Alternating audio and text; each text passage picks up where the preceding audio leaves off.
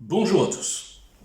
Je voudrais vous parler aujourd'hui, au sens large, du racisme, enfin, l'instrumentalisation plutôt du racisme, et de quelques manipulations, et à l'invasion, bien sûr, qui est dans un plan assez diabolique, que certains commencent un petit peu à décoder.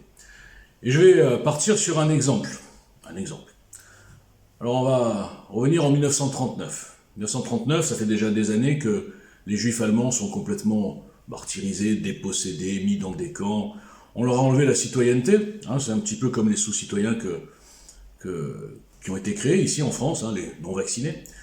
Bon, ça va pas aussi loin, les non-vaccinés, mais enfin, la finalité n'est pas la même, quoique. Mais enfin, c'est un peu pareil. Donc, les juifs étaient donc ouvertement lynchés, martyrisés, on fermait leur commerce, on leur volait leurs biens, et ils n'avaient même plus le droit de vote d'ailleurs. Donc c'était vraiment quelque chose de bien ciblé et de bien clair. Bon. Et donc en 1939, il y a un bateau qui s'appelait le Saint-Louis, qui est parti d'Hambourg, et avec à son bord 900 passagers, des familles à 90 ou 95% juives. Alors bien sûr, c'est toujours la puissance de l'argent, on va dire. Ce sont des gens qui avaient les moyens, hein, qui avaient les moyens de payer le voyage et de partir. Donc c'était des familles, des femmes, des enfants, enfin, voilà quoi, qui étaient des gens au niveau social bien, hein, enfin bien, c'est idiot, des gens qui avaient des situations en tout cas. Et donc ils partent sur ce bateau avec à destination de Cuba. Ils espéraient pouvoir trouver refuge à Cuba. Arrivé à Cuba, bon, les Cubains les rejettent, et ensuite ils disent bon, on va aller dans la plus grande démocratie du monde, hein, on va aller aux États-Unis. Et là, les Américains refusent de faire débarquer ces gens. Ils les laissent errer dans la mer là, pendant 15 jours. Et finalement, le Canada refuse. Le Canada, à l'époque, avait dit les Juifs, oh, un, c'est déjà trop. Non, il avait dit aucun, c'est déjà trop. Non, pardon, aucun, c'est déjà assez. Il y a des phrases extraordinaires comme ça. Bon, c'est pas grave, je ne parle pas pour l'antisémitisme, je parle au sens large. Donc finalement, ce bateau est obligé de retourner en Europe. Il débarque à Anvers, et à Anvers, en Belgique, les familles sont dispatchées. Il y a environ 300 qui ont eu de la chance, qui ont été envoyés en Grande-Bretagne, et puis 200 aux Pays-Bas, 200 en Belgique, ou 200 en France, enfin bref, voilà. Et donc le résultat, c'est que, effectivement, sur ces 900, il y en a environ 350 qui ont fini leur vie dans les camps de concentration et qui sont morts. Bon. Alors pourquoi je prends cet exemple? Je voudrais le mettre en parallèle de ce que nous vivons depuis maintenant une vingtaine d'années, on va dire une quinzaine d'années, c'est de plus en plus flagrant.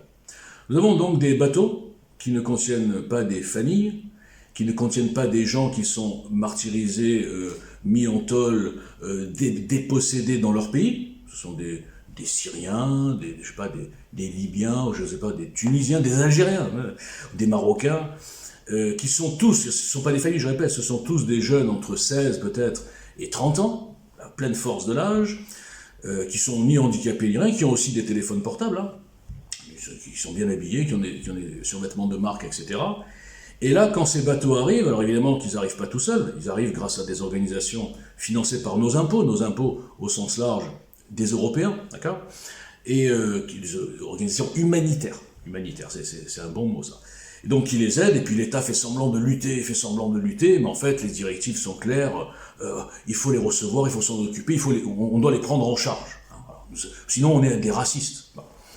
Et ces gens-là, donc, contrairement à l'exemple précédent, qui étaient des gens qui avaient la même culture, hein, on va dire judéo-chrétienne, que les États-Unis ou que le Canada, là ce sont des gens qui à 90% ou 80% ont des cultures complètement différentes, notamment islamique, voilà, qui n'a rien à voir avec l'origine, la culture française au sens large. Et bien là, on nous oblige à les accepter en fait. On n'a pas le choix. Hein. Sinon, on est des méchants racistes. Okay. Alors, petite parenthèse, si inversons le monde complètement, imaginons que les pays soi-disant riches et développés soient les pays africains et maghrébins, et que l'Europe soit complètement sous-développée. Pensez-vous vraiment que ces pays accueilleraient des Européens, des Juifs, etc., et que des hommes en plus? Est-ce que vous croyez vraiment? Non. Ils nous diraient d'aller nous faire voir ailleurs. Pourquoi? Parce que les dirigeants de ces pays ont un sentiment quand même national, de protection de leur nation, de leur peuple, de l'équilibre ethnique, et de leurs intérêts aussi financiers. Donc à un moment donné, ils ont dit, bon, écoutez, vous êtes bien gentils, mais nous, non, ici c'est niet. Hein. dans notre sens, c'est yes. Et pourquoi c'est yes? Parce que ça n'a aucun sens. Mis à part des cas exceptionnels, par exemple les boat people à l'époque avec une vraie guerre, mais tout le reste, 90% de ces gens ne sont ni martyrisés, ni emprisonnés, ni rien du tout dans leur pays. Ils sont tous musulmans, dans un pays musulman, ils ont les mêmes codes, la même langue, les mêmes croyances, les mêmes religions. Hein, rien du tout. Voilà. Donc, tout ça est une vaste machination, une vaste comédie. Oui, après, on nous parle de l'immigration climatique. On va nous faire croire que ces gens qu'on voit dans les bateaux, là, ce sont des agriculteurs, hein, qui avaient une petite exploitation, et puis d'un coup, le réchauffement, ils peuvent plus gagner leur vie grâce à l'agriculture. Hein, ouais. Mais on nous prend vraiment pour des cons, quoi. Je veux dire, il faut quand même être logique. Donc il n'y a pas d'immigration climatique, c'est une connerie monumentale. Bon. Alors maintenant, revenons là-dessus. Donc qu'est-ce que je veux dire par là? Je veux dire par là ce que tout le monde commence à comprendre. C'est que l'immigration est organisée, et la lutte contre l'immigration clandestine africaine, extra-européenne et en majorité musulmane est une volonté des mondialistes pour casser les nations de l'intérieur. Alors maintenant, on va se dire, mais quel est l'objectif? Je viens de le dire. Les mondialistes, c'est leur but. Et après, il y a les complices. Les complices, c'est les hautes sphères de la franc-maçonnerie qui, eux, leur but, c'est le côté mondialiste aussi, le côté scientiste, etc.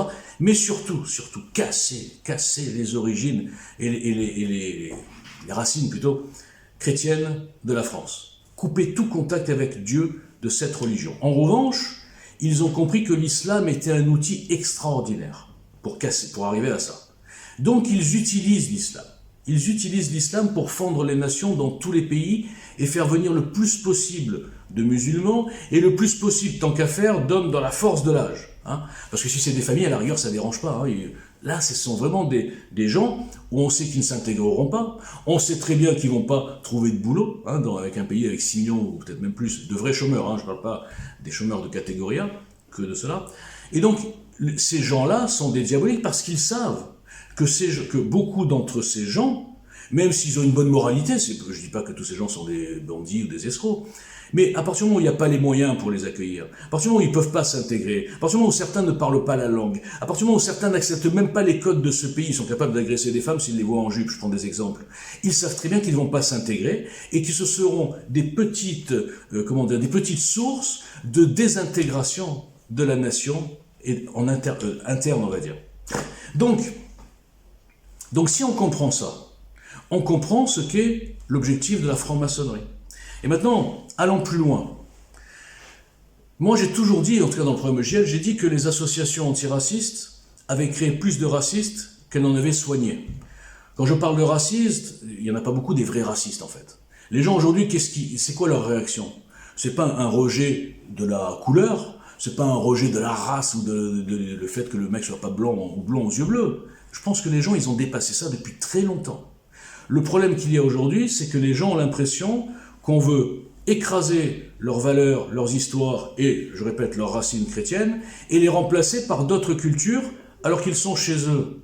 Donc ça, c'est pas du racisme, ça n'a rien à voir. C'est une réaction normale de rejet quand des gens viennent chez vous et veulent imposer leurs codes.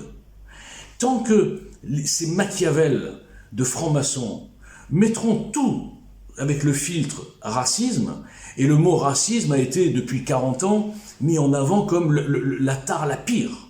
C'est moins grave que la pédophilie, hein. Dans ces milieux-là, la pédophilie ça gêne pas. C'est moins grave que le viol, c'est moins grave même que l'égorgement. Raciste, quoi? Tu es raciste. C'est-à-dire, c'est presque comique tellement c'est con. Et pourtant ça fonctionne. Donc, les associations antiracistes créées à l'époque des socialistes, qui sont beaucoup dans la franc-maçonnerie, les socialistes, ils ont la même idéologie au fond, quand on y réfléchit. Eh bien, la gauche caviar. Eh bien, c'était quoi le but? Au départ, c'était soi-disant pour protéger les minorités du racisme très virtuel. Mais en fait, c'est devenu quoi? À force de laisser développer ce genre de choses, de laisser développer le culot, de laisser mettre sous le drapeau du racisme n'importe quelle chose qui peut se passer dans l'actualité. Ah, c'est du racisme, on l'a vu dernièrement avec l'histoire de la professeure, là, qui a osé mettre un visage d'un Africain dans un dessin, c'est devenu du racisme. eh bien, ça a exacerbé, et ça a énervé, et ça a rendu des gens qui n'avaient rien contre ni les Arabes, ni les Noirs, ni rien du tout, et qui, à force d'entendre dans l'actualité des gens qui se plaignaient de tout et de n'importe quoi, des gens qui osaient se comparer aux Juifs, on a quand même Bellatar, ou plein de gens comme ça, qui nous disent qu'aujourd'hui les musulmans sont traités comme des Juifs en Allemagne. Mais il faut voir jusqu'où c'est allé la folie. Eh bien les gens, à la fin, ont fait un rejet global. Et ils ne peuvent plus entendre parler ni de Noirs, ni d'Arabes, ni d'Islam, ils en peuvent plus. Et quand ils se retournent et qu'ils voient dans leur banlieue, dans leur ville, une ville se transformer en banlieue d'Alger, ils disent mais c'est pas possible, on n'est pas raciste, mais on n'en peut plus. Bon, mais c'est ça l'objectif. Et alors maintenant, ça ne s'est pas fait qu'avec les associations antiracistes pour défendre les musulmans ou les Africains. Ça s'est fait aussi avec les Juifs. Et ça c'est encore plus pervers.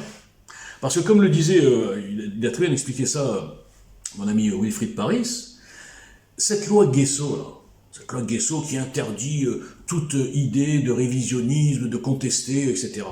Mais au fond, c'est un doigt pointé sur les Juifs en faisant croire à tous les abrutis que finalement, regardez, les Juifs sont protégés, donc s'ils ont fait ça, c'est que c'est eux qui commandent, etc. Et ça a créé des racismes, des paranoïas que moi je vis même avec mon simple patronyme, je vis tous les jours. Des gens qui pensent que les Juifs sont protégés, que les Juifs sont partout. Parce que, regardez, ils ont même fait une loi pour interdire qu'on remette en cause une version. Donc ça, c'est pas anodin. Bien sûr que c'est prémédité, bien sûr que c'est prévu, au contraire, pour faire augmenter le racisme. Alors, c'est pas le mot racisme d'ailleurs. Vous faire augmenter la paranoïa, c'est plutôt ça. La paranoïa contre les Juifs. Laisser entendre que les Juifs sont favorisés. Et tous ces gens qui tombent bêtement dans ces théories, ne sont même pas capables de regarder l'histoire, ne sont même pas capables de voir que pendant la guerre, les Alliés auraient très bien pu bombarder les lignes de chemin de fer qui menaient au camp. Ils ne l'ont pas fait. Pourquoi ? Parce que même dans ces pays dits alliés, les États-Unis, l'Angleterre, beaucoup se disaient, après tout, s'il y a moins de Juifs, c'est pas plus mal. Donc la vraie hypocrisie, c'est ça. C'est que ces gens qui osent se comparer au statut des Juifs à cette époque-là, ce sont vraiment ils sont pitoyables, ou alors des ignorants, ou alors des lobotomisés par des influenceurs qui leur racontent n'importe quoi. Moi je dis qu'on n'aurait pas dû faire cette loi Guesso. Parce que c'est comme si on interdisait de contester que la Terre est ronde, à un moment donné. Parce que celui qui conteste que des camps aient existé, alors 6 millions peut-être pas, peut-être qu'il y a eu 5 millions, on s'en fout. De toute façon, il n'y a pas eu que ça. Il y a eu le double en fait. Bon, c'est vrai que personne ne parle des autres. Combien il y a eu de communistes, de tziganes, d'homosexuels, d'handicapés, de résistants? Combien il y en a eu qui sont morts dans les camps? Autant que les juifs, si on additionne. Ok? On va dire qu'il y a 50% de juifs et 50% de tout ça. Et pourquoi on n'en parle jamais de cela? Eh bien, tout est fait pour qu'on ne parle que des juifs, pour que tout le monde dise « Ah oui, on parle que des juifs, c'est que les juifs, c'est toujours les juifs, c'est les juifs. » Donc, c'est-à-dire cette machination diabolique de soi-disant protéger les juifs, les a mis au bout des accusations et de paranoïa de tout le monde. Moi, je suis pour que les gens aient le droit de ne pas aimer les juifs. Voilà. Est-ce que ça fait de moi un raciste? Non. Le fait de vouloir surprotéger de manière perverse les a mis en première ligne. Voilà ce que je dis. Donc cette loi Guesso est un des éléments contre-productifs du racisme, on va dire, au même titre que toutes ces associations antiracistes. Et je l'ai écrit en 2017, et nous le ferons si un jour quelqu'un veut regarder le programme JL, nous dissoudrons toutes ces associations dites antiracistes, qui ne sont en fait que des lits du communautarisme, et qui augmentent le racisme d'exaspération des Français. Voilà. Donc si vous comprenez ça, vous comprenez une chose. Les francs-maçons sont à la manœuvre. Les francs-maçons mettent souvent des juifs en avant pour faire semblant qu'ils sont contrôlés par les juifs. Et le problème, c'est que les petits cerveaux ne comprennent toujours pas cette manœuvre, que je pourrais démontrer, il n'y a pas que moi, je pourrais démontrer en 10 minutes. Voilà. D'ailleurs, bientôt j'aurai un débat, je crois, bon, je dis pas le nom, et là ce sera peut-être un débat de haut niveau, et je pourrai enfin avoir de l'audience et démontrer cette évidence. Voilà. Merci, bonne journée.